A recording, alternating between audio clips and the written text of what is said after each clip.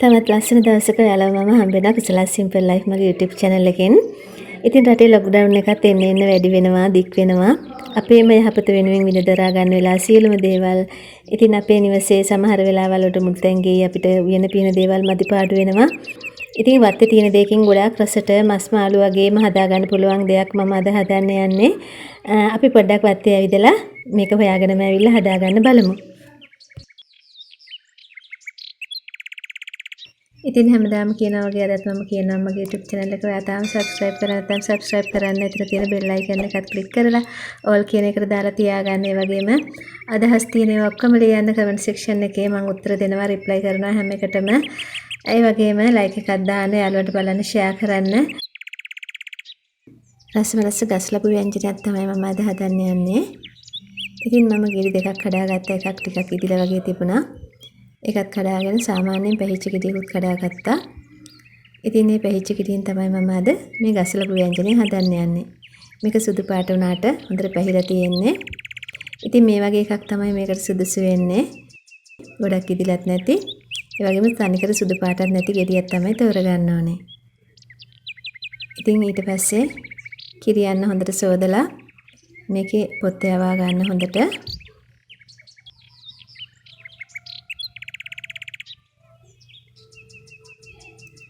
මේ විදිහට පොත් යවාගෙන ආයෙසරක් සෝද ගන්න ඕනේ. මොකද කිරි ගතිය තියෙනවා. ඊට පස්සේ කෑලි වලට කපා ගන්න අපි වට්ටක්ක කපනවා වගේ.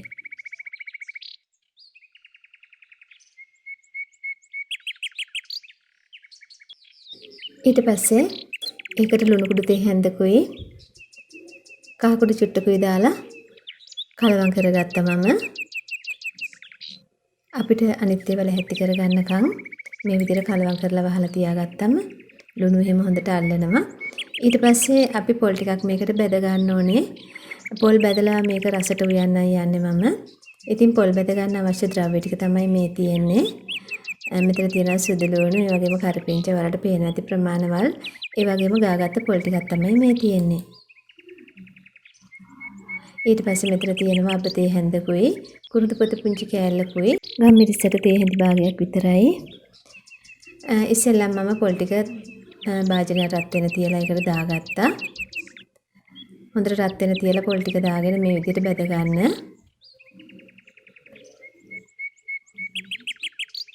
ඉතින් වට්ටක්ක ව්‍යංජනය හදනකොටත් අපි මේ විදිහට හදනවා. මම ඔයාලට වීඩියෝ එකක් කරන්නම් හරියටම වට්ටක්ක ව්‍යංජනය මේ විදිහට පොල් බෙදලා වෙන විදිය. ඊට පස්සේ සුදු ලුණු ටික මම එකතු කළා. පොල් ටික ටිකක් තරමකට බෙදීගෙන එනකොට සුදු ලුණු ටික එකතු කරගන්න. මේ ගානට බැදීගෙන එනකොට කරපිංච ටික. ඊට පස්සේ ඒකත් හොඳට බැදීගෙන එනකොට කුරුදු පොතුයි ගම්මිරිස් ටිකයි දාගන්න. ගම්මිරිස් තේ හැඳි භාගයක් විතර තමයි මම ගත්තේ. ඊට පස්සේ බාන කිට්ටුව අබ ටික දාගන්න. අබ කලින් දාගත්තොත් මේක කර වෙලා යයි. මේ ගානට තමයි මම බෙදගත්තේ. වලට ටිකක් තව කළු පාටට ඕන නම් තව ටිකක් බෙද ගන්න පුළුවන්. ඊට පස්සේ මේක ග්‍රයින්ඩ් කරගන්න ඕනේ හොඳට. ඔයාලට මිරිස් ගලක් තියෙනවා නම් මිරිස් ගලේ හැඹර ගන්නත් පුළුවන්. වං ගෙඩියක කොටා ගන්නත් පුළුවන්. ඉතින් ග්‍රයින්ඩ් කරන්න ඕනේ හින්දා මම මේකට කිරි චුට්ටක් දාලා තමයි ග්‍රයින්ඩ් කරගන්නේ. වතුර දාන්න උනත් පුළුවන්. ඒ වුණාට කිරි ටිකක් දැම්මම තවත් රසයිනේ. ඊට පස්සේ ව්‍යංජනය හදන්න අවශ්‍ය වෙන ඒවා තමයි දැන් මේ ගන්නෙ. මම මිරිස් කුඩු තේ හැඳි 3ක් ගත්තා. රතු මිරිස් කුඩු, ඒ වගේම අමු 3-5 කුඩු තේ හැඳි 2ක් ගත පුරවලා මේ තියෙන්නේ උළුහාල් තේ හැඳි භාගයක්. ඉතින් ආයෙමත් ගත්තා අබ තේ හැඳක් විතර. මේ තියෙන්නේ අනිත් ද්‍රව්‍ය ටික මම කපා ගත්තා. ලුණු ටිකක්, ඒ වගේම තව කරපිංච ටිකක් ගත්තා. මිරිස් ටිකක් කපා ගත්තා. සුදු ලුණු ටිකක් හීනෙට කපා ගත්තා. පොල් කිරි ටිකක් ඕන වෙනවා. පොල් බෑවක විතර කිරි. ඉතින් අපි දැන් හදාගනිමු. ඉස්සෙල්ලා මම තෙල් ටිකක් මේ විදිහට භාජනයේ රත් වෙන තියලා දාගත්තා. ඊට පස්සේ ඒකට අබ තේ හැඳ දාගත්තා. හොඳට තෙල් රත් වෙනකන් ඉඳලා දාගන්න. ඊට පස්සේ අබ ඇට උඩ විසි වෙන්න ගන්නකොට උළුහාල් ටික දාගන්න. ඉතින් මේක රසටම හදන විදිය තමයි මම අද කියලා දෙන්නේ. ඉතින් හොඳට මේ ටික බැදීගෙන එනකොට සුදු ලුණු ටික එකතු කරගන්න. සුදු ලුණු ටික ගොඩක් හීනෙට කපා ගන්න. ඉතින් මේ විදිහට සුදු ලුණු ටික එකතු කරලා මේක සුවඳ එන සයිස් එකට බෙද ගන්න හොඳට. ඊට පස්සේ කපාගත්ත ලුණු ටික රතු ලුණු හරි බී ලුණු හරි වලට කැමති ලුණු වර්ගයක් ගන්න පුළුවන්. මේකත් හොඳට සුවඳ එන්න බෙද ගන්න. දුඹුරු පාට වෙන්න ඕන නැහැ. ඊට පස්සේ කපාගත්ත අම්මිරිස් ටික අම්මිරිස් කරල් 3-4ක් විතර ගන්න. ඊට පස්සේ කරපිංචා මේ ටික දාලා හොඳට සාමාන්‍ය තරමට බෙද ගන්න. ඔයාලට තේරෙනවා සුවඳ එන සයිස් එක. ඊට පස්සේ ගත්ත මිරිස් කුඩු ටිකයි 3-5 කුඩු ටිකයි අපි බෙදපු ඒවා නෙමෙයි මේ ගත්තේ. ඒ හින්දා මේ විදිහට දාලා මේක බෙද ගන්න. ඔයාලා බෙදපු 3-5 මිරිස් ගන්නව නම් මේ විදිහට බදින්න ඕන නැහැ. චුට්ටක් වෙලා තෙරට දාලා රත් කරලා ගත්තම ඇති. මේ විදිහට තද දුඹුරු පාට වෙනකම් මේක ටිකක් බෙද ගන්න. ඒ බෙද ගත්තට පස්සේ අපි ග්‍රයින්ඩ් කරගෙන ආපු පොල් ටික මේ විදිහට දාගන්න එකට. ඉතින් ගොඩක් සුවඳයි ගොඩක් රසයි මේ විදිහට හදාගත්තම පොල් කිරි වලින් පොල් මිටි කිරි ටික මම අයින් කරා. මේ තියෙන දිය කිරි ටික අරගෙන මේ විදිහට ග්‍රයින්ඩර් කප් එකට දාලා ඒකේවත් එක්ක ඔක්කොම අරගෙන දාගන්න.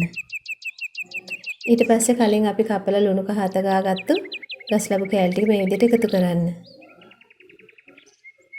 ඉතින් මේක මදකින්නේ කෑලි තැම්බෙනකන් ටිකක් වහලා තියන්න ඕනේ. කිරි ටික ලැහැත්ති කරගෙන තියෙන්නේ මම මේකට මිටි කිරි පොල් බෑවක විතර මිටි කිරි ඕන වෙනවා.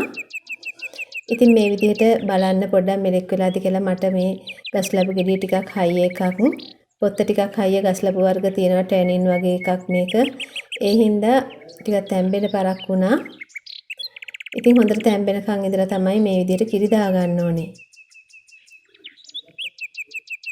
ඉතින් ඊට පස්සේ වහලා මද ගින්නේ මේක හොඳට උයා ගන්න ඕනේ. ලාගින්නෙන් මේ විදිහට උයා ගන්න. මම බෙදපු කලපු 3-5 කුඩු එක හදන විදිය වලට වීඩියෝ එකක් කරලා තියෙනවා ගොඩක් කල්. ඒක බලන්න. ඒවා තියෙනවා නම් මේ කුඩින් ටිකක් ඉහ ගන්න හරිම රසයි. ඒ වගේම අම්මු 3-5 එකත් කරා මම ගොඩක් වර්ග කරලා තියෙනවා ඉඟුරු කුඩු. ඉතින් දැන් ඔන්න අපේ ගස් ලැබු ව්‍යංජනය සූදානම් කන්න පුළුවන්. ගොඩක් සුවඳයි ගොඩක් රසයි. ඉතින් මස් ව්‍යංජනයක් වගේ තියෙනවා මේක මේ විදිහට රසට හදාගත්තම ඔයාලට වෙන මුකුත් ඕනේ නැහැ කියලා හිතෙයි. ඉතින් හැමදාම කියනවා වගේ අදත් මම කියනවා මගේ YouTube channel එක ඔයා තාම subscribe කරලා නැත්නම් subscribe කරන්න. ඊතර තියෙන bell icon එකත් click කරලා all කියන එකට දාලා තියාගන්න. ඒ වගේම අදහස් තියෙන ඒවා ඔක්කොම ලියන්න comment section එකේ මම උත්තර දෙනවා reply කරනවා හැම එකටම. ඒ වගේම like එකක් දාන්න යාළුවන්ට බලන්න share කරන්න. ඉතින් නැවත මේ වගේ වටිනා වීඩියෝ එකකින් හම්බ වෙමු. මම ගිහින් එන්නම්. මම කුසල වල පරිස්සමෙන් ඉන්න මේ දවස් ටිකේ. ඒ වගේම සුබ දවසක් නිරෝගී දිවියක් මම ප්‍රාර්ථනා කරනවා.